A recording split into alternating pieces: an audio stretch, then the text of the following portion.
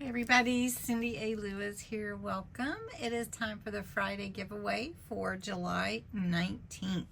I am giving away a really cute stamp set.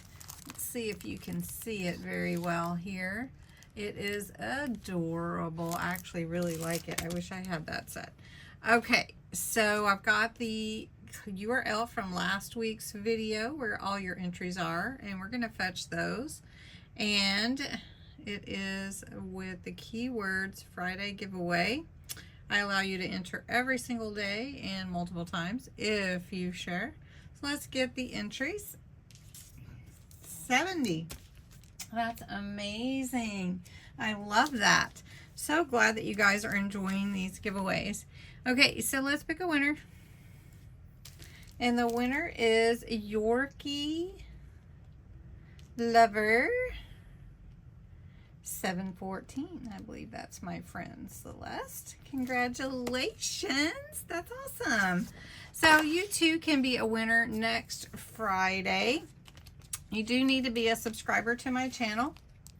You do need to be 18 or older, and you have to put the words Friday giveaway in your comments below.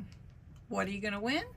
This is the really cute stamp set that I'm giving away in next Friday's drawing. It's in a packet, so I don't want to take it out, but it's got Merry and Bright holiday words.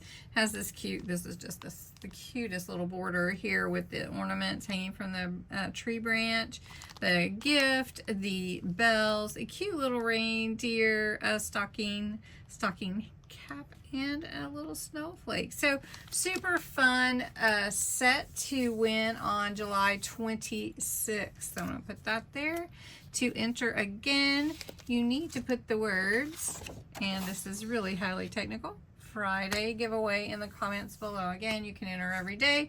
All the details for the giveaway are in the description below. And congrats again to Yorkie Lover 714. I'm glad you won. All right, thanks so much for watching.